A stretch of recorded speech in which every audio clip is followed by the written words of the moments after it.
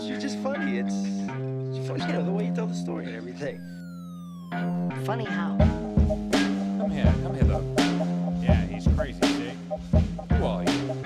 We interrupt this program to bring you a special report. Are you ready? Ladies and gentlemen, hey, what's going on? Thanks for tuning in to yet again another episode. I'm your host, Tony Berardo. If this is your first time listening, we talk a lot about health, wellness, social interaction. I like to have guests from various fields in the health industry, as well as creators, entrepreneurs. Really use this platform to express my passion and to hopefully teach you guys out there. But I also have people on my show to teach me a little something too. And, if you're the fly on the wall listening to this, I think you're going to get some value out of it. So if you haven't already, click that subscribe button so that way you never miss an episode. We're putting out weekly episodes of the Berardo podcast. Today is no different. I think today you're going to get a good education on what it's like to be a creator. I talked to Johnny Tundra, who's been on the podcast before. We've kind of geeked out in the past about, Batman and comic books. This is not one of those episodes. This episode is all about being a creator. He's a entrepreneur. Him and his wife started their own company a couple years ago, and even during the pandemic is extremely successful because of what I like to call stick-activity, the hard work and the passion that goes into doing what you love. No matter what, it's going to work out better for you. So that's what Johnny and his wife are doing with their video business. And I kind of pick his brain a little bit about how they started, what they're up to, and we kind of dip a little bit into the creator side, influencers, things like that. So I think you guys will really enjoy this episode. It's a lot of fun. I'll leave Johnny's Instagram and website and all that in the description below in the episode notes. Speaking of being a creator, obviously, I've been creating this podcast for a couple of years. We're at like 156 episodes or so. Being a creator is not as good as you think it is. I mainly started this podcast because it was my passion and I really love doing it. And I still love doing it, of course. But naturally, with the equipment and the time, I do ask to support the show, whether that means leaving a review, subscribing to the podcast on Spotify, Apple, or YouTube, wherever you're listening or watching this. But more importantly, I do have sponsors. I'm very fortunate to work with some really cool brands, one of them being Perfect Keto. You hear me talk about them occasionally. Perfect Keto is great. I really enjoy their foundation, trying to build a low-carb ketogenic diet community. They provide the food, the supplements, and the education to get out there on their website at perfectketo.com, as well as clean, minimal ingredient formulas for all their collagen, their protein bars, their nut butters. It's very minimal. It's ingredients you can actually pronounce. It's just a great product. So if you want to try out some of their brands, you could check out perfectketo.com. And again, because you're a supporter of the Berardo podcast, you're going to get a discount by using the code THEBERARDO. You get 20% off your entire order. So again, as a creator, as a podcaster, this really helps me out and it helps fund the podcast, to keep these episodes going. So thank you, Perfect Keto. Thank you, listener, for trying out Perfect Keto. And without further ado, I do want to get into today's episode about being a creator. Everyone, please help me welcome Johnny Tundra. So I don't know. I'll let you know how it goes in a couple of weeks. But, by the way, side note, so I saw I saw what you just did with your daughter. That was hilarious. Oh, yeah. Did you actually do a legit podcast or? Yeah, we have back when I had my office at my house, I had the whole setup down in my office in our basement, and she always wanted to come down, and I always at any given time have 3 or 4 mics set up, and she would always toss on the headphones. And we did a couple times where I just hit record and we talked for 30 minutes. And this time people they thought it was cute. So I was like, well, let's go to the office. Let's do one with a video this time. So I hooked up the cameras and we just chatted for a little bit. That's so funny, dude. That was great. What is she? She's 4, right? Yeah. Coming up on 5. Yeah. Wow. That's crazy, man. Thanks for having me on. Glad to hop on with you again. And we won't be, for people out there, we won't be talking nerdy stuff. Well, maybe we will. I don't know. I can't predict the future, but the goal is not to talk about Batman, even though we could go more into a lot of different movies and things. Because for people that didn't listen to the last time he came on, or if they're new to the show, so Johnny hosts his own podcast. with a couple buddies of his called Soda Nerds. And if you can, give us a little elevator pitch of that, and then we'll kind of dip into what we're going to get into today. Yeah, for sure. So Soda Nerds is just a couple buddies of mine. We all are into comics, collectibles, and pop culture. And Tony, you and I have talked about this. We're big old Marvel fanboys, so we like to gush about all the Marvel comics and movies all the time. But yeah, we just we found an interest together in looking at comics and watching these movies, and I'm sure we'll get into more of it today. But I have my own video and photo business, so we kind of had all the equipment. We're like, hey, we talk about this all the time already. Let's start a YouTube channel and a podcast and just talk all things nerdy. So yeah, it's the Soda Nerds, and we like to have people on. We say everybody's nerdy about something. Tony, we had you on, and we just pop culture, collectibles, and comics. Love to chat about it. So yeah, dude. Now it was fun. It's a great podcast. I recommend, if you open up a podcast app, it's available everywhere, also on TikTok and all that. You'll cut up little clips and stuff. But yeah, really fun podcast. A lot of cool ideas. So folks, go check that out for sure. Yeah. And then last time I had you on, and vice versa, when I was on, so we talked a lot about Batman and the news comics. So for everyone listening today, because I have two listeners, right? I have my health, wellness, management listeners, which are, a bulk of my show. And then probably like once or twice a month, I'll do some nerdy shit. So those people, kind of like TikTok, it's like scroll if you're not going to listen. Well, yeah, if you're into like, motivational stuff, work ethic, entrepreneurship, this is the podcast for you. If you're looking for nerdy stuff between me and Johnny, I recommend you go check out Soda Nerds. You're going to find some nerdy shit on there. But today is not going to be as nerdy as it was last time.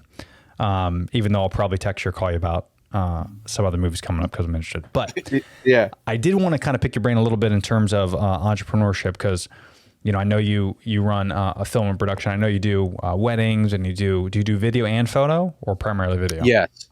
Yep, we do both. Okay. And where can people find that if they wanted to go check it out? Yeah, so the company that my wife and I run, it's called Tember Ray, TEMBERRAYE. Nice. And we're based out of Minnesota, but we travel everywhere, and it is video and photo production. Mainly do weddings, but anything under the sun that has to do with video and photo needs we're all over it. So yep, that's Tember awesome. Ray. You can find us on all social medias, and that's our website too, temberray.com. So I love it. And again, just to kind of go back to starting a business, I know you've been doing this for a while, but how long have you and the wife? Because this is all you do, right? You don't have a set. So this is what I do full time, and I've only been doing it full time for like 2 years now, but we've been doing it since 2012. So about 10 years now. And it really started out on the photo side of things. We just started out taking pictures of friends and family, and, kind of probably a lot of photographers have the same beginning stories where you find some friends that need some senior pictures, or some family members that need some baby pictures or family photos of whatnot. Everything under the sun we just started doing. And then through that kind of networking, we dabbled into weddings, and then you meet people at weddings, and you do more weddings, and you just become more accustomed to doing them, and you'll learn as you go. And it kind of all just took off from there. And I've always had a super, super passionate love for photo and video, and really just over the past few years we've dabbled into the video side of things, which is really where my heart truly lies, is doing video. I feel I can be a lot more creative with it, but we just started offering that over the past few years, and that's kind of where I'm trying to take things, is more into the video side. Right now we focus mainly on weddings, but we can obviously talk more about it, but I just love the creativity I'm able to pull out of doing videos. So for sure, man. Yeah, no, I'm the same way. And, it's interesting because, I'm sure it wasn't always like this with you. Maybe it was, but, for me, I have a whole marketing background. Obviously prior to that, I was a trainer and more into health and wellness, and worked at a gym and all that jazz.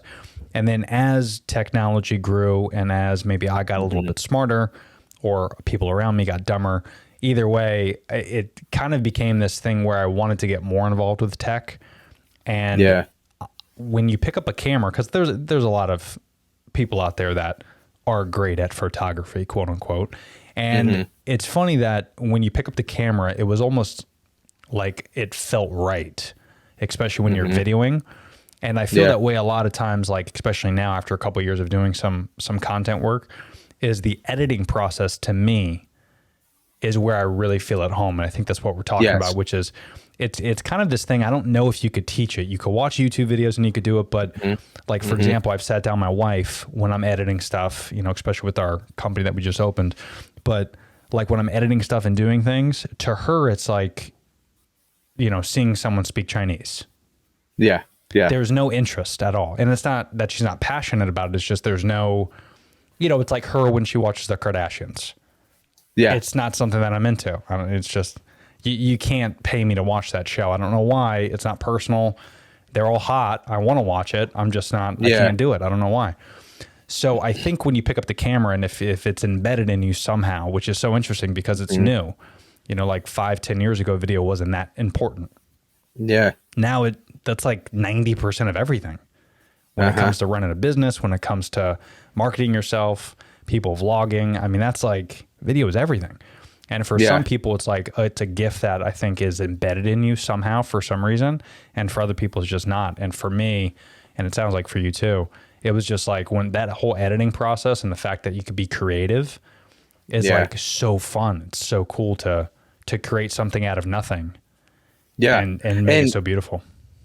Well, and for video, I mean, for video especially, but art as a whole is subjective, right? Like mainly art is subjective, but when it comes to video, like you can teach anybody how to run a camera or the settings or how to get certain shots or what you want to look for. But like you said, when you sit down and edit, that's where the really subjective art side of it comes, where it is.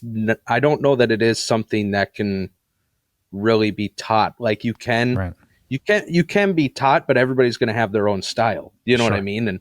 And that's where my creative side really bleeds through, is the storytelling side of it. And there's always cool shots you can get with a camera, but when it comes down to either the way you're gonna splice up an audio or certain music or whatnot, telling the story is always where you're gonna see the individual stamp of creativity. You know, that's right. And, you know, I also, because I've done a couple weddings myself, it's definitely not something we do full time. Yeah. You're the pro here when it comes to that. But we have done weddings and stuff, and I have my wife just kind of stand aside and capture some stuff, and then the editing is what I do. But it's funny that I ask her, you know, what music should we do? Or should we cut to this shot? Should we cut to that? And they're both different. Yeah. Maybe they're both good. But it's interesting when you find that content, if you're not there. Like, I don't know if you've done this before, but I've edited for other companies and I wasn't physically there when it was being shot. They just gave me the raw stuff. Yeah. And that to me is more of a challenge, right? Because it's so hard, because what I think is going to look good might not have been in the moment when that was shot. So in post, when you look at all this stuff and you edit it, it might look good, but for the people that are watching it that were there, they're kind of like, it doesn't really fit. So it's interesting when you're part of the whole process, the video process and the editing, versus just a lot of companies. Like there's this thing on TikTok, I get served these ads all the time now. I don't know why. I think it's called like Slate something or Clean Slate. I don't know. But you send them all raw content and they edit it for you and they'll make it available to post on all social media platforms. Yeah. Great idea, great concept. But again, for me, I think it'll lack that personal, like you said, subjective touch. It will for sure. And we got to be careful with that too, right? Like when it comes to content, as you know, this thing continues to grow and maybe we get into more AR and VR and all that, it's going to be so funky because the creator is going to have a lot less say so on what's actually going on. I think it's going to be interesting to where things go, because things are getting a lot easier for creators to make stuff, but like now Photoshop has this thing where, you know, you can it's always remove the subject. You can always do that. But now the technology is so crazy good. And it's almost like one button is going to make the creator useless. I mean, eventually, right? It is insane. Like I notice even when we edit photos. Like if you go back to when we first started, we use all like the Adobe products. So Sure. when I edit photos, I'm always in Photoshop and Lightroom. But now Lightroom has the masking that you can do where it's the click of one button and it's able to find the entire subject. And I'm just like, dude, Yeah. there's no way. There's no way. And and now you don't have to put it back in Photoshop. You could just do that, do a layer copy, and do whatever you want. Yeah. That's how I create all my channel art, like for my podcast. Yeah. It's just Lightroom. I don't even do Photoshop anymore. I just fucking crank that out, and if I got to add something, I will. But it's nuts. Yeah. Yeah. It's crazy what you can do. Even with video too. Like it just gets more and more advanced, and the things that you can do just become easier and easier. Oh, do you use Premiere to edit stuff? I do. Yeah. Okay. So me too. So I was doing something I work for this nonprofit, and I captured some video at a conference they had. And I found this really cool track, this audio track that I wanted to use, but the track itself was like 6 minutes long. Very cinematic, a lot of builds, a lot of breaks. It was really cool. But the video itself that I did and I edited, it was only 2 minutes. So I did the update for Adobe and the new remix feature. Have you tried this yet? No, I haven't. Bro, it's insane. So, okay. Layman's terms, for people that have Premiere, you'll know what I'm talking about. But you go in, you finish editing your clip. Like it's already cut up. You didn't export it yet, right? This is the raw stuff. It's in your sequence. You add whatever track you want. Let's say your track in my case was 6 minutes long, but the actual videos that I cut up and edited, I added transitions. I did all that stuff, right? This is the last thing I did. I added this track, and you highlight everything, either right click or go to the audio tab, and you select sound effects remix feature. And Premiere takes that 6 minute track and edit it with your cuts and smoothly transitions the music itself to make sure it fits the entire clip. So if it's if it's a 3 minute video and the song is 6 minutes, it will edit the song based off your builds, transitions, and your breaks in the video. And you could see it too. Like when it gets done remixing, it takes like 2 minutes. There's these wavy lines, and that's where it cut it and spliced everything.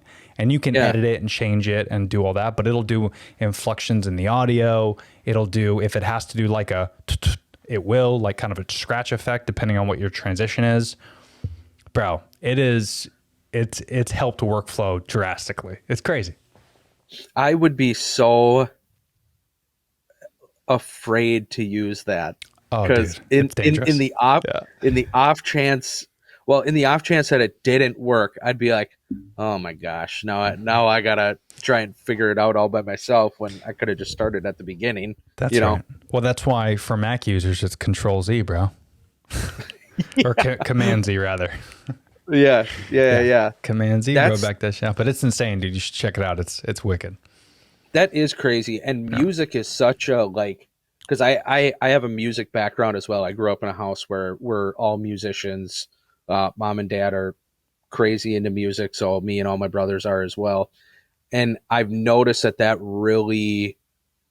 plays kind of like a huge role in my video editing, is just having a music background, because kind of like what you're just talking about, which I guess Premiere is now doing it for us. But I've always noticed that having the music background has helped when I'm chopping up songs, or if I find something in a song that I really, really like, but maybe a piece of the song doesn't work. Like I'm able to really kind of like chop the shit out of it and move it around and kind of create a whole new song out of one track and the way I want it to be, which has become super helpful. But for sure. I guess Premiere can do that for me now. So yeah, dude, they beat you to the punch.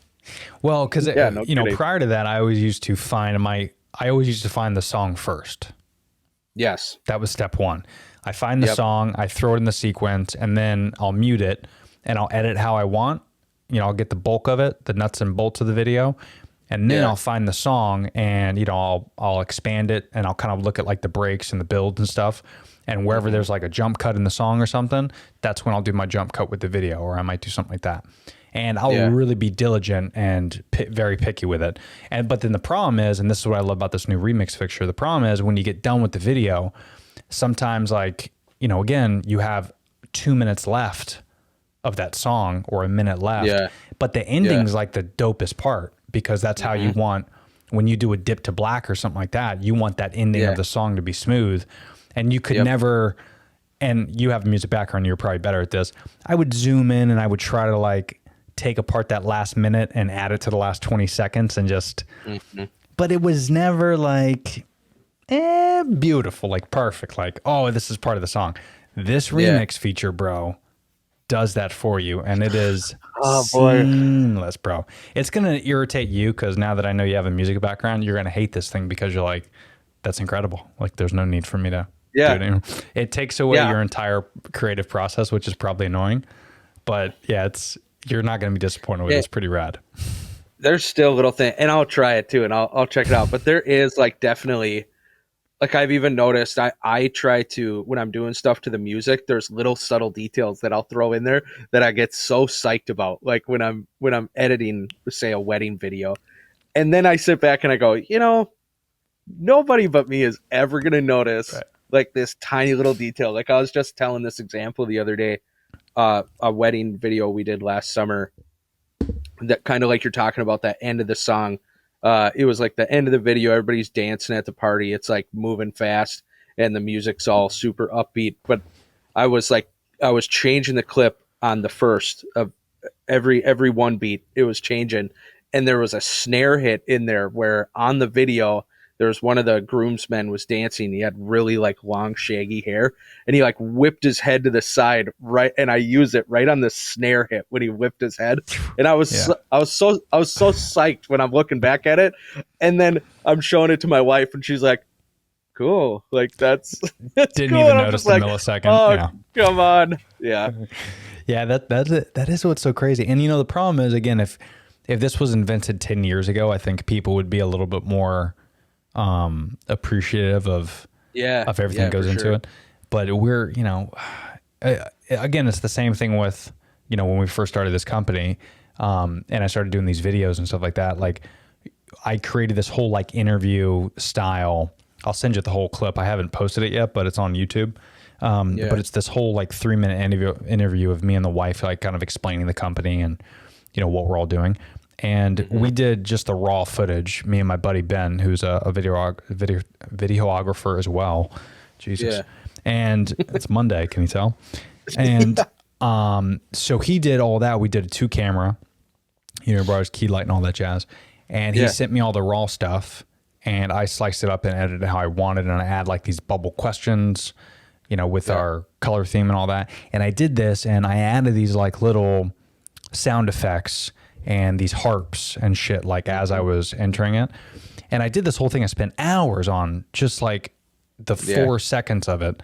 And I showed it to my wife, and at the end of it, I could tell like she really liked it, but it was 3 minutes long. So like she checked her phone real quick, in the middle of it. I'm like, what are you doing? Yeah. Come on, is this not fucking awesome? Did you not see that transition? And she did not. She's like, oh my God, this is so great. But like, yeah, but did you hear the harps? Like, did you watch she's like, did you see the audio with the visual? Come on now. It's like perfectly timed and everything. And she doesn't understand that it was 2 mics, 2 cameras, so I did the clap to sort of sync up everything, 7 different timelines of my sequence. Like, they just don't understand the process that goes into it. And it's, it's, I wish there was a way to attach like some type of clip for every video that you do, almost like a time lapse of how long it took you to do it would be cool. Yes. So that way when people watch it, if they want to know how long it took, they can actually say, oh, this was a 6-month process to make this video. Yeah. Yeah. And that's why I love, like, you come across those TikTok accounts where it's all the up close shots of people making like a leather wallet, or like I've seen some where they're making like a belt or something like that. Right. And it's this 3-minute TikTok where they're like time lapsing through them making this. And I love that visual, because it tells people, it's like, well, yeah, this is why you paid $60 for this belt. When like, exactly what you're talking about, where I wish I could just do a time lapse as well and tell people like, this is what it took. You know what I mean? This is what it took to make what you just watched, and you were checking your phone while you were watching it. Yeah, and you know, again, it's like I mean, wedding photography and videography in particular. I mean, the hardest part is not necessarily the wedding, right? Because that's an hour process to it. The hardest part is editing it. Yeah. For what the couple likes, and to find a song that fits to it, and of course the monthly payment you might pay for royalty fees if you're getting a licensed song. So it's like that whole process is the thing that people don't understand, and it's just one of those things that you won't know until you know someone that's in the industry, and you could maybe shadow them or you could understand it. But people have an attention span of 7 seconds, man, so they don't appreciate that type of stuff. It's frustrating, but. And that's the hardest part, and that's where we kind of like, because early on, like, we used to take like any gig we could get. If it was a wedding, we wanted to be there, like oh my gosh, somebody wants us at their wedding. You know what I mean? Right. Which we've kind of come into this beautiful new reality, whereas before it used to be we were getting hired just because of the price that we offered. You know what I mean? But now we've gotten to the point where it's new couples coming in inquiring about weddings are coming in because of the work that we've done, regardless of the price. You know what I mean? Right. And it's such a cool shift when you can get into that, because it's almost like the respect meter shoots up because someone wants you because of what they know you can produce. That's right. Rather than you're just offering a cheap price. You know what I mean? Way different. Yeah. The quality is definitely there. It's no different than if you go to a restaurant. If you go to an expensive restaurant and it's expensive, but you walk in there expecting something above than, a McDonald's, right? Like it's, there's definitely something to it for sure. And, again, I really enjoy the fact of paying a premium price for something like what you do, or any type of video content, because now we're in such this digital age where, the wife and I got married. Like how long you guys been married for? We've been married for 6 years, but we've been together for like 15. Oh, fuck. All right. Yeah. Wow, she let you go that long. That's impressive. Kudos. Yeah. Well, I mean, we met when we were like 15. So. Okay. Pass. You got to pass. But the wife and I we're about to hit, or excuse me, we just hit our anniversary, and it was 4 years, but we've been together almost 7. And we had my buddy Ben, the same guy that helped me out with this photo shoot for my company. So we had him come out, and he did all the video work for my wedding, and then I edited it myself. Cool. Just to kind of help him out, which was kind of like something I wanted to do anyway. And I took way too long on that because I was, of course, very picky, right? Yep. But it's funny that you look at that now, and it's on YouTube, and it's on my channel, and sometimes, like, especially when it was our anniversary, we find it a point every year to at least watch it once. That right there is so interesting because, A, it helps me kind of critique how shitty I did from an editing standpoint just 4 years ago. Now I've gotten way better. But it's cool because in 10 years or 20 years, like, our kids are going to be able to watch it. And I think there's something special about that where, it's out there, it's in the universe, and a lot of people look at that as like a con, but I look at it as like a huge pro. Like, everything you do is out there for people to see, whether it's posting a photo or posting a video. But it helps you get better because you could see if, for example, you can look back on your videos and you could take a look and critique and learn, from those things. But, I can't remember anything that, like, I can look back on when I was 15, aside from like a photo that I have in like an album. But, aside from that, there's no real time data where you can look back when you're 15 or 10 and it'll make you better. I think anyway. For sure. Yeah. So, and it's like all those people that are trying to like cancel folks on Twitter, and remove tweets and all that. Like, keep the tweets up, man. It's no different than, not to get too political, but you want to keep up some statues of some racists, keep them up, because that lets us know we were racist. Yeah. Like, that's okay. It's a good reminder that you're moving forward. That's right. You know what I mean? When you can look back, you can see how well you've done moving forward. And this is something I tell the guys on the Soda Nerds too, because a few of them I've started to train how to like edit the videos, because for the first good chunk of our channel, it was me doing everything on the production side. But they've kind of hopped in and been willing to help out with edit and shooting their own stuff. And the rule of thumb that I've kind of told them is, don't delete anything. Like, make something and post it, especially when you're newer at it. Like when you're just learning how to do it, make it and post it, because you're going to learn as time goes on. You're going to look back at that stuff and you're going to be like, I know something new now that I can incorporate that I wasn't able to do then, or I didn't like something in that video that I can fix now. I know I can do that better. And it's a reminder that you're constantly getting better. You know what I mean? Right. So don't delete anything. Just post it. That's the way I view it. For sure. No. And, again, you just can't, there's no other, I don't even know how to categorize it, but there's nothing else out there that we do on a daily basis. Like, unless you're creating content, there's nothing that compares, where you can actually critique yourself, aside from like posting on social media and things like that. So I used to skateboard all the time. Mm-hmm. So I got a longboard, and I got just an Alien Workshop board that's old and beat up, and the trucks are fucked. But I used to skate all the time, like hardcore, kick flips, ollies. I used to go to the bank and hop on the rails. Like, I used to do all types of stupid stuff. Yeah. I can't do it anymore. And it's because I haven't hopped on a board in like 11 years. Yeah. Like, legit hopped on it. But the reason I bring that up is, unless you knew me back, you wouldn't know. Yeah. There's no proof.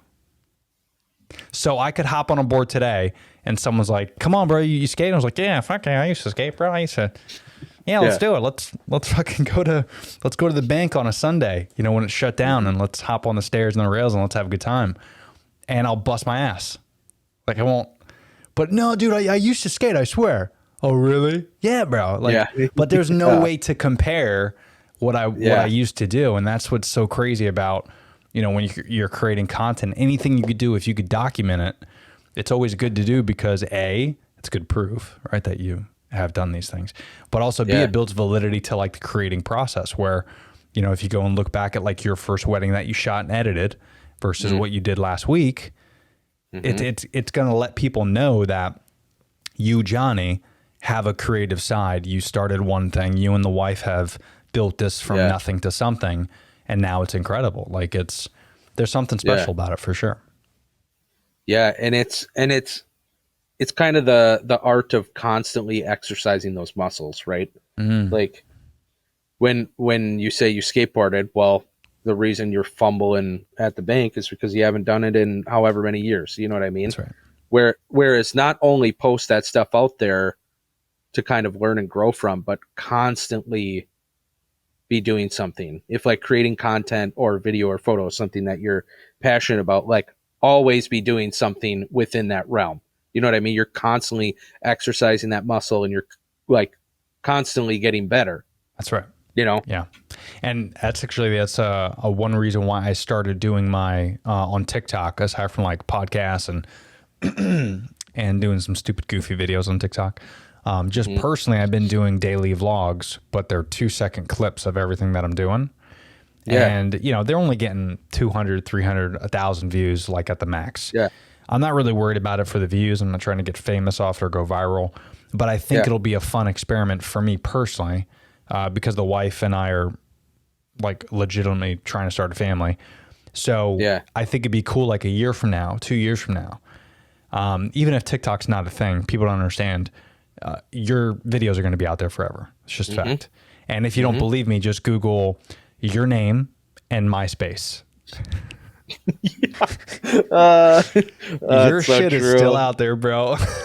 Yep. So I think it'll be really fun if I'm doing these vlogs, and I could look back 2 years from now what it was like when we didn't have a kid, or the things that I was doing. And then maybe my kid, as they get older, they get 4 or 5, I could save these videos and I could show them, hey, this is what it was like 5 years ago. Yeah. I just think that type of stuff would be really interesting and fun, for my friends and my family to kind of ingest. Very similar to how I'm doing the podcast. Like, my first podcast was god awful. It was, I'll send you like a snippet as well. It's on YouTube. I keep it on YouTube. It's still up. I called Yeah. it Getting Socialized with Tony Berardo. Nice. Fucking idiotic. And it was just like me and this like white fold up table and like this awful Amazon basic mic. And it had like the little tripod, the little tiny one. And it was Yeah. like massive with the big screen protector on it. And you could barely Yeah. see my face. And I had a black backdrop. Nice. So I bought the black. So it was just me in a fucking V-neck with a shitty white table and a black backdrop. And I would just, talk about what happened for the day. And then eventually it grew into like what it is now. But it's, that was only 3-4 years ago, right? So it's kind of cool to see the process of how it was and how it's going. Absolutely. Yeah. Absolutely. Even if you look at some of like the bigger named people on YouTube or any content creators, like you can scroll through and look at some of their first stuff, and nobody ever thought that they were going to be where they were. You know what I mean? They just consistently did it. And what a cool archive to have of things to look back on, like you're saying, you know what I mean? And that's why I've started over like the past year, now that I have multiple children, I've tried to make these cool little, just, cinematic looking, emotional videos for them, because it's going to be a progression, like as they get older, of cool stuff I can look back on. Like I just made one last year about my daughter just walking around the neighborhood. You know what I mean? Yeah. But it's this cool little thing that like her and I are going to have forever. Like it's something that I made for the both of us that she can look back on when she's older. And it's just the digital archive of what was and like what is now. You know what I mean? That's so great. That's beautiful. And I did see those videos, man. And you shoot them yourself, or does your wife help?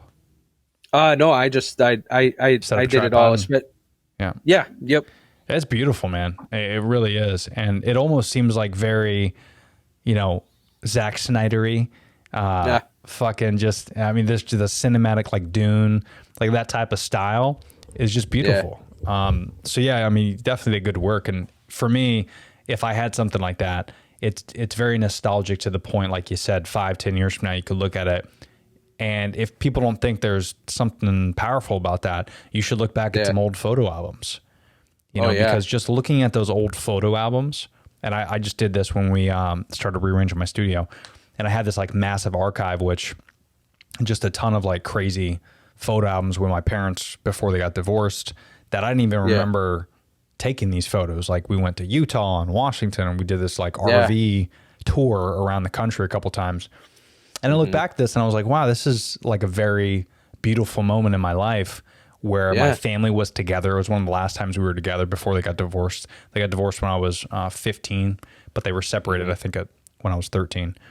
And I think, I'm not a psychologist, but I would imagine a lot of that trauma had to do with me not remembering those things. Maybe subconsciously I blocked it out, or it's in the deep crevices of, my brain, and it's going to be hard to access it without the proper amount of mushrooms or something.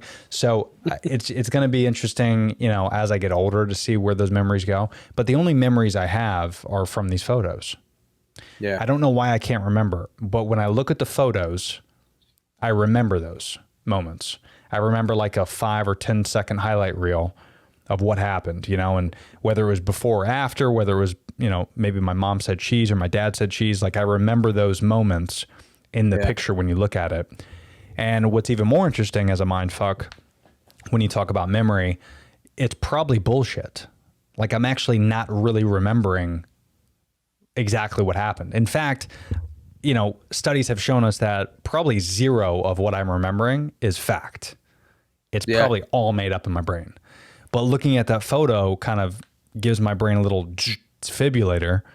And what I love about what you said is if you document and make something cinematic and beautiful in 10 years, 15 years, you could look back and that's actually what happened.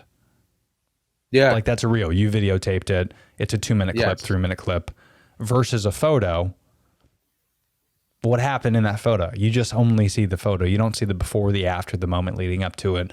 And there's something beautiful about capturing not just that moment in the photo, but capturing everything around it. Well, and photography is beautiful, but I definitely my heart falls on the video side of things, and I think it has my entire life. Like even when I look back to when I was like 8 years old, we used to have one of those home video recorders where you had to plug in the red, white, and the yellow cords into it and plug that into your tube TV if you wanted to transfer video and watch it. But I used to run around with my friends with that little camcorder. I grew up on 40 acres, and we would just make just dumbass different videos together with like just the shittiest plot, but we'd actually put something together and then have our parents sit down and show them. And I would always I'd write out on a white piece of paper like the title slide, like what the movie was called, and then I'd hold it up in front of the lens, and then I would just like drop it, and then you'd be into the movie, and we were now filming a movie. You know what I mean? So it's always been a passion of mine, just the video side of things, mainly because that documentation is, I mean, number one, it's storytelling, but that documentation is super cool to have. And that's what I sell kind of like our wedding couples on is not everybody wants a videographer when it comes to weddings, right? Like photography is kind of the staple. Every wedding for the majority is going to have a photographer there. Not everybody really looks at videography, but kind of what I tell them is, you and your wife, you sit down, you make a point to try and watch that once a year. And I say, having that still image in time is beautiful, and that's great, and you're going to hang it up on your wall. But being able to hear yourselves, just think of being 65, sitting next to your wife, and you can hear yourself at 25 reciting your vows to her, like your voice, the voice inflections, the emotion in her face. It's more than just a still image. You're watching in real time what happened in that exact moment. And to me, it's cool in the moment. It's priceless years down the road. That's for sure. That's just the way I view it. Yeah, that's beautiful. And, for the small fee, whether it's, a couple $100 or a couple $1,000, for the video itself, in my eyes, is worth every penny. Again, I did my own video, my buddy helped me out, so of course I paid him for his time. But like in terms of a wedding photographer, I mean, I don't know how much, you don't have to say how much you charge, but for me, the thousands of dollars that it would have cost, which I paid that for photos. Yeah. I love the photos. They're great. And to me, the video is, that's the key, man. That's where it's at. The photos to me, and I think every bride in particular would agree with me that has done both photo and video. My wife in particular would agree with this, is the photos were great. They were more expensive than the video because I didn't really know the girl. I knew my buddy, of course. And of course I did all the editing, but the photos themselves were only good to post. We have a bunch of them in these glass frames, and they're massive canvases, and we made them, and they're up and they're beautiful. But out of the 1,000 photos that we got, 5 of them are hanging up, 10 of them are hanging up. The video itself, when we watch that, we still get misty. We still get teary-eyed 4 years later. And it's going to be even more powerful, I think, like you said, when you're 65 looking at it. Sure. It's just, there's something beautiful about it, man, about seeing what is really true and real about what happened in that moment. And a wedding in particular, right? Because what you do on a Sunday at Starbucks, 10 years from now, you're not going to appreciate that. But for those big moments in your life, like you said, what you do with your daughter, like that's something special, man. Like, that's beautiful. It's just, you're going to want to see that 10 years from now, 20 years from now. And it is something where it's like, obviously I'm biased to it because videos like of my daughter, as she's my daughter, you know what I mean? But it doesn't matter how many times I watch it. I know the cuts that are going to happen in the video because I've seen it 1,000 times. I know the inflection in the music and what it's going to sound like because I've seen it 1,000 times.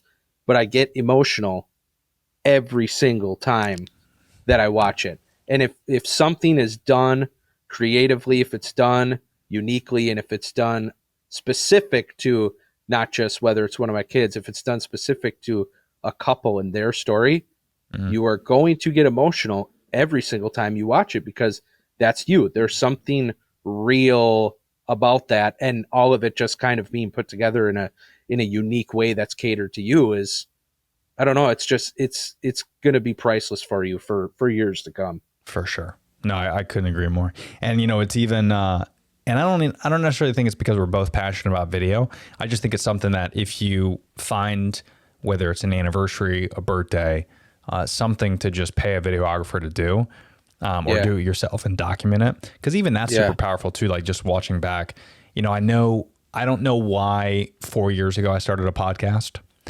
until last year. I knew why. And you'd appreciate this because you're a fellow podcaster.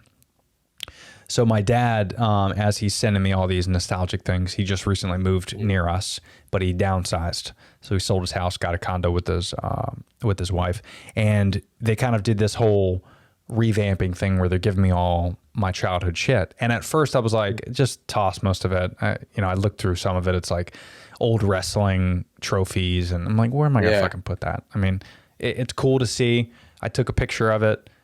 I'm not going to hang it up in my guest room. Like, you know what I mean? Like, it's just, so there's some things that, and then I looked and I found this big booklet with all these photo albums and stuff.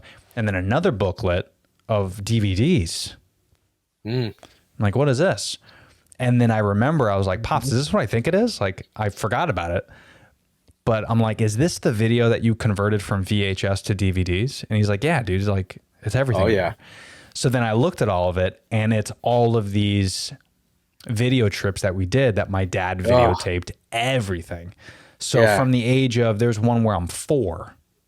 Oh my gosh. Where I'm literally a cocky fucking little baby boy. And he's got, you know, like you said, you got the red, the white, and the yellow hooked up to the TV. Back then it was like the big box TVs, right? Not the LCDs. Hooked up to the big box TV. He's got the camera pointing at me on the box TV. So I'm watching myself and I'm doing all these things. And it's like a 10-minute video of me just being an idiot.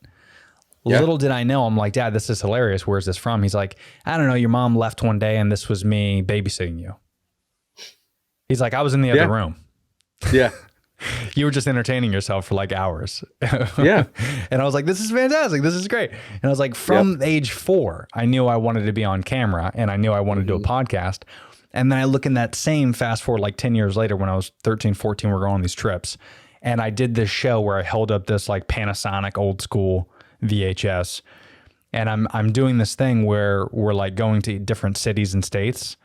Like, you know, Yosemite Trail and Utah. And I'm like, hey guys, welcome to Tony Talk. Today we're heading to Utah. And that's what I used to call it. I used to call my show Tony Talk.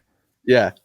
And that was when I was, 12, 13. And then I'm like, oh, so that's why there's something in the back of my head where I'm like, I'm itching to do this. It's been there all along. It's been there all along. And now I'm finally able to. But who knows? Like if I didn't record that or he didn't record that, I could have just been like, I started this podcast just to do it. And I would have never known that I had a passion for it for 10 years. Right. Yeah. So it's interesting. There's a lot of benefits to documenting, important. Yeah.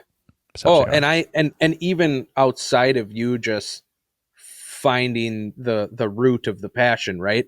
How cool to even, I bet it's the, like you said, a 10-minute video, you just a 4-year-old fucking around doing absolutely nothing, but you sit and you watch every single minute of it. You're like, this is fucking awesome. Like, I'm not doing anything, but I am so entranced in this right now because it's like, it's an archived moment in your life that, 30 years removed from, you're like, this is the coolest thing ever. And not only for you, but for your parents too, who look at, their son in his 30s and they're like, oh, Tony, when he was 4, man, you remember those days. Like, look at this little guy, like how cool to have, Yeah. And, contrast to that, our parents, like I asked my dad, I was like, hey man, you got anything from your childhood?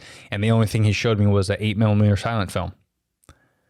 That's all he had. And it was only like 2 minutes of him, my grandpa and his brothers, but that was it, so imagine like his parents, they lived their entire lives with not being able to do what we're able to do. No kidding. Kind of, I know. And it's a disservice almost in some aspects. It is crazy. And even with that silent film too, like it's got your grandpa in it, you said? Yeah. Yeah. Like just to see like moving motion of your grandfather, like, and I I've heard this from couples, and I tell this to couples too, when they're on the fence about video, is, what if you get a shot of grandma at your wedding and she's saying something to you into the camera or something like that. And I always go back to, I don't know if you've watched Breaking Bad before. Fuck yeah. But yeah. So there's when Jesse loses Jane and he's sitting in the living room of his house and he constantly keeps flipping his phone open and dialing her number just to hear her voicemail, right? Just to hear her voice over and over. It doesn't matter. He keeps flipping it open, dials the number just so he can hear her voice. I've had family members talk to me about kind of what me and my wife do in our video business, and they go, "What I would pay to have audio of my dad who's no longer here, like what I would pay just to hear his voice over and over, let alone see his face on a video." Talking to me or just talking to somebody, having a conversation at a table, like what I would give to be able to rewatch that. It doesn't matter if you're watching the same thing over and over. The value that holds in your heart is absolutely priceless. Absolutely priceless. And, there's things like that where people are like, well, I don't want to document everything and I don't want to, I'm not good on camera.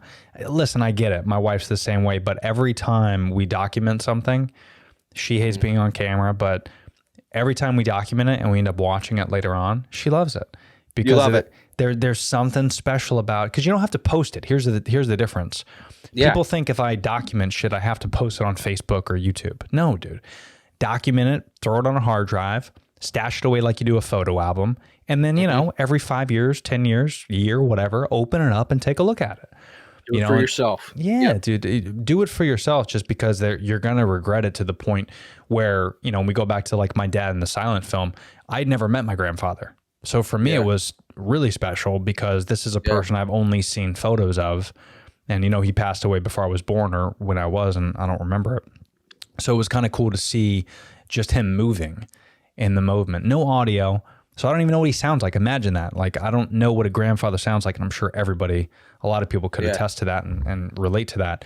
But imagine if you could, and right now we're living in a time where you could document everything and you could video and create audio. Yeah, super easily. Everybody. Yeah. I was going to say, everybody's got a device in their pocket that they could be documenting something in under 2 seconds. You know what I mean? Yeah. And you could do it again just for yourself. So yeah, it's definitely very powerful, man. And you don't have to have the fancy equipment, like you said, the phone is shit. I mean, I was documenting stuff, again, for our business. I've plugged it enough. I might as well. Meet Cutebox. Yeah. If you guys don't know. Yeah, baby. Yeah. Which, by the way, did you send me your address? I did. I'm waiting. I'm excited. It's coming. All right, cool. I told my wife, I showed her your promo. She loved it. We sat down on the living room couch. I was like, you see that he's sending us a box. Check this out. It's coming, baby. It's going to be sick. Yeah, I got a pre-built. I'm going to add a few more things because I think I'm going to send you June's box, maybe. Okay. But yeah, it's a lot of fun. But, when I was doing stuff with my Canon for the business and I was capturing it, and then I'm posting it on TikTok as well. So I'm like, all right, so now let me put it in Premiere, do vertical, edit it, and I'm like, yeah. So then the next video, I just did all on my iPhone. And it was like side by side, it's just as good. So I mean, again, I love the whole process of it, but for something like that where I'm trying to like duck out some content quick. Yes. If you got a phone, you got no excuse. If you want to document and want to put stuff out there, the phones are money. So yeah. And you can in a pinch, right? Like not even in a pinch, like it suffices for many, many, many things. Phones are so freaking advanced right now, especially with their cameras. Like you can do a ton of stuff. I just happen to have the equipment where it's not everybody's in the position I'm in. You know what I mean? So, but I even have a hard time too, where like I will just want to use the phone, but if I know I want to end up making something a little more deep and cool, like I'll force myself to bring a camera home, and I just did it yesterday. We went on a walk, and I wanted to create kind of the same thing with my son that I did with my daughter. So we were on a little nature walk, and I brought the nice camera and was Nice. shooting some video of him. But him and I woke up this morning, just the two of us, and I made him some breakfast, and the camera's sitting there on the counter. I'm like, you know what the hell? Like, I'm just going to turn it on. And I put it on him, and I talked to him while he ate breakfast for like 5 minutes, and it's pointless video. Like I'm Sure. recording with this super nice camera for no reason, but I'm like, exactly what we've talked about. Even 5 years from now, I'm going to watch that back and be like, I'm so glad that nothing was even said, but I just let it roll while you were eating breakfast, because I'm going to sit here and I'm going to watch you eat breakfast. Of course. You know what I mean? And I'm going to love it. Yeah. Well, and again, people think it's kind of crazy and far-fetched to do that, but you're forgetting that the most popular genre on television is reality television. Mm-hmm. Do we know why that is? It's Yeah. because we as humans love watching other humans do shit. Yeah. Like, you ever been to a zoo? It's fascinating because you like watching what other species on this planet are doing. So like subconsciously, you might not know, but when you interact with another human being, it's cool, man. It's magical. There's something, whether it's your kid or a friend or a family, like there's something cool about it. And that conversation that you have, like that conversation with your kid for breakfast tomorrow, you can have the same breakfast, sit in the same spot. It'll be a totally different conversation. Yeah. There's never a conversation that's the same. Think about that. Yeah. Every single, like this podcast right now, there's no way if we do another podcast next week, we won't even talk about the same topics probably. Like no conversation's going to be the same. So why not document everything? Because it's the only time that this is going to happen. Yeah, for sure. It's kind of crazy when you think about it. It's like a mind fuck. It's like, wait, It is. hold on. So if I have a conversation with my wife tonight, tomorrow we're not going to have that conversation. So we're never going to have that conversation. You can't use the same conversation with a spouse, because our wives would argue That's that true. they say the same thing to us over and over. That's true. Oh That's boy. true. There is certain aspects where it's like, yeah, they're repeating the same thing. I just had that happen with my wife this morning because I make my own milk.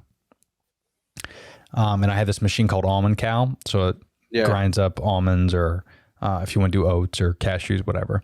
But we have this container that we put it in, and she tells me this every time, but it's those glass containers with the turn nozzle. So like you turn it one way, it opens, you turn it the other way, it's closed. Yep. Every time she washes it, and then it'll be a couple days before I make milk again. Mm-hmm. And then every single time that I make milk and pour the milk into that container, it's always open. So milk goes everywhere. And it happened again this morning, and she's like, I fucking told you. Last time I was like, babe, you've told me this for 3 years, and I'm never going to remember. It's just, there's no, key on there. It doesn't say like left is open, right is closed. Like I don't remember these things. Your mind is focused on, I mean, that's a whole different conversation of the female mind compared to the male mind. But yeah, it's like, hey, if it's not what I'm currently focusing on, that's right. I'm pouring milk everywhere. So that's just the way it's going to go. Yeah. And it's no different than when we had a buddy that's getting married soon. She comes up to me. She's like, hey, are you ready for, so-and-so's wedding? I'm like, when's that? She's like, it's next weekend. I was like, what? Why didn't you tell me? She's like, I did tell you 1,000 times. It's even in the calendar. And I was well, it's not on the top of my head, so I don't remember. Like, I don't even remember my own wife's phone number. So. Oh, jeez. Yeah. Yeah.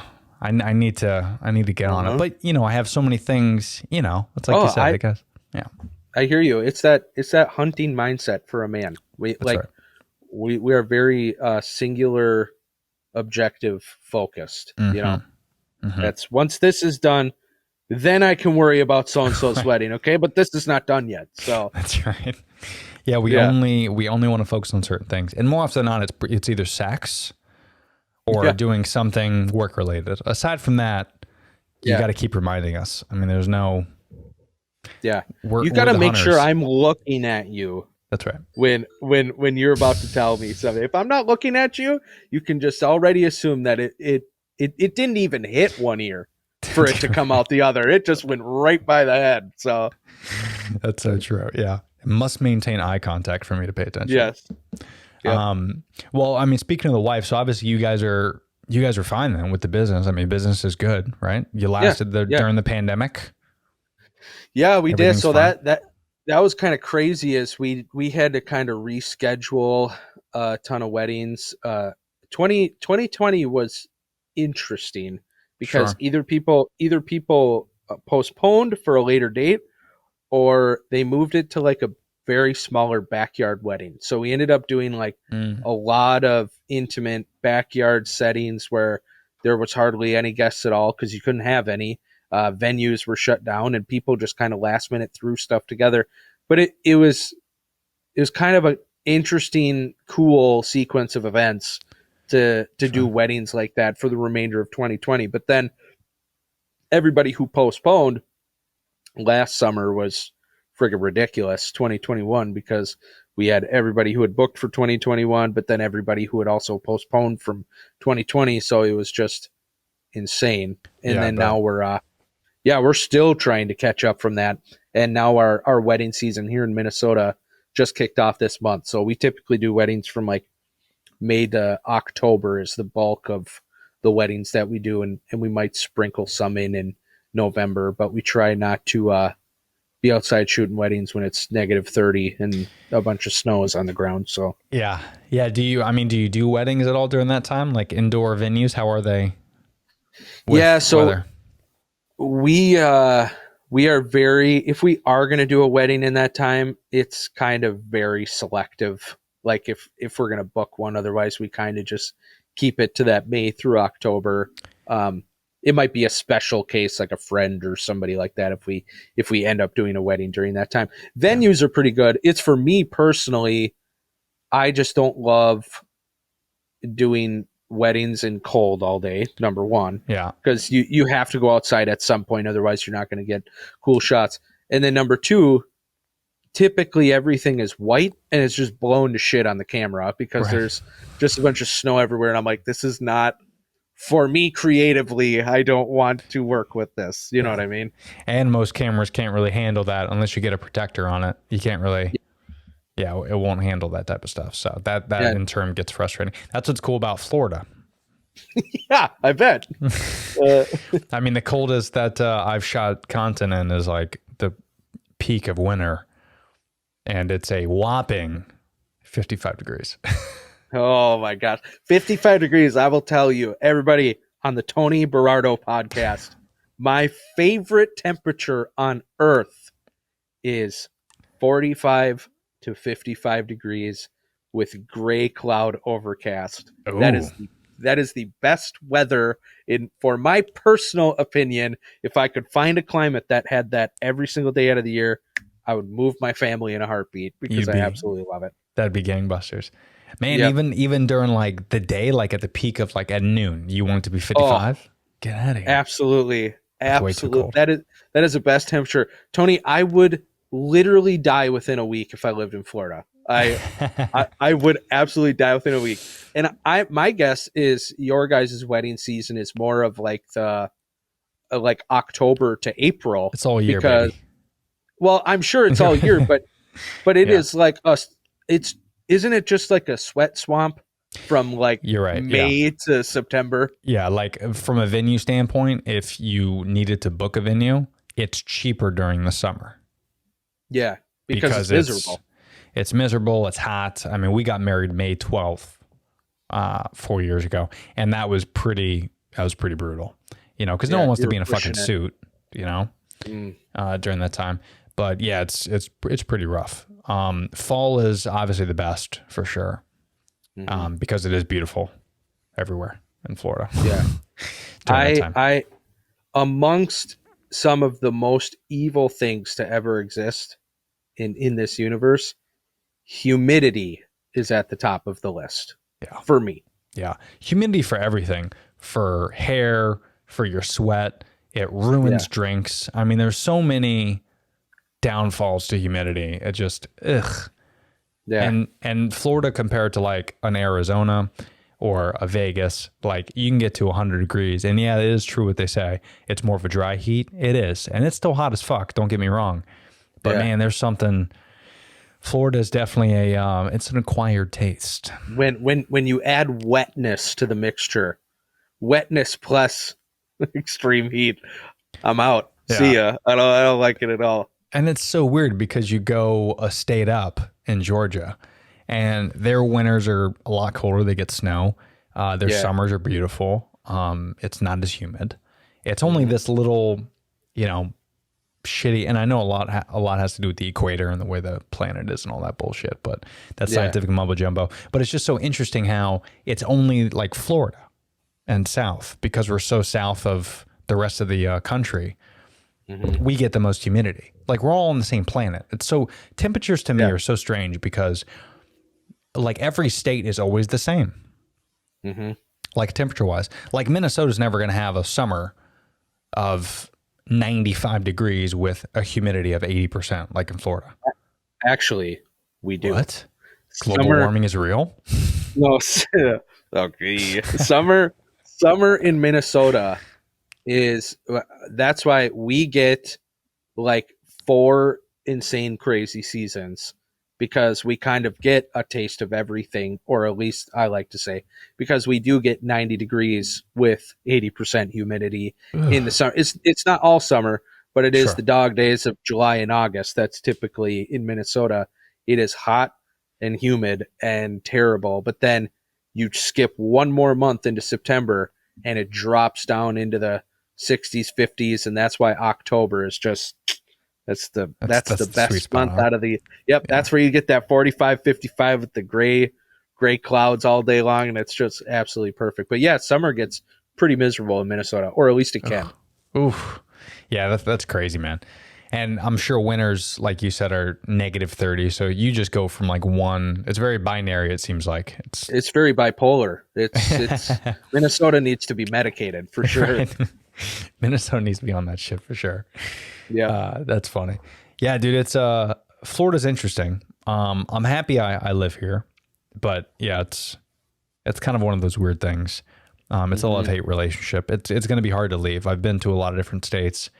We live in Apollo Beach, which is a little bit more cooler because we're right on the water. Yeah. So it's a little nicer, but it's still pretty rough. But like Minnesota, you're probably not going to leave anytime soon. It's going to be hard to leave. Yeah. Somewhere becomes home, and that's right. It's hard to even think about it not being home. So yeah. Well, until Florida, sinks underwater, I'm stuck here. Yeah. Yeah. Oh boy. But no, this is good. I didn't realize it's like a time warp, but yeah, we're over an hour and 10 minutes. Oh, geez. Okay. Can you believe that? Yeah, I probably talk all day. Yeah, I don't even know what else do we got to talk about? I don't know. What do we even call this podcast? We can call this I don't know, something with creativity or life as a creative. I don't know, something along those lines. That's there fancy. You go. You see, life as a creative. All right, I think I'm gonna steal that. And trademark life as a creative on the Barota podcast, because we are documenting this, so that's how you know it's real. Yeah, exactly. Document. Yeah. But other than that, where can people find you, Johnny? Websites, if they want videography work, if they're up near you in the freezing cold weather. Also your podcast, all that. Shout it out, brother. Yeah. So thanks, Tony. We are, again, Temberray, Temberraye. That's basically stems from our daughter's middle name is Ray, and she was born in September. So that's what created our company name was Temberray. And you can find us www.temberray.com or on all social platforms, Temberray. And then if you want to see any of my personal stuff, I am on all platforms as well, just under Johnny Tundra. So you can check us out or me out there. Sweet, man. Well, Johnny, again, thanks for being on the show, man. This was fun. We'll definitely have to. We got to make this a series. We got to keep doing it something, because I feel like there's so many other topics we can get into. Oh, for sure. Oh yeah. We've probably just cracked the top on this one. So we got the nerdy one out of the way. The creative one is here. We'll do another one, and we'll keep it going. So thanks again for being on the show. Sure. Johnny, make sure you follow him, guys. I'm going to leave his social links as well in the description. But of course, thanks again as always, man. Yeah, for sure. Thanks, Tony. All right, Johnny. Talk to you later, guys.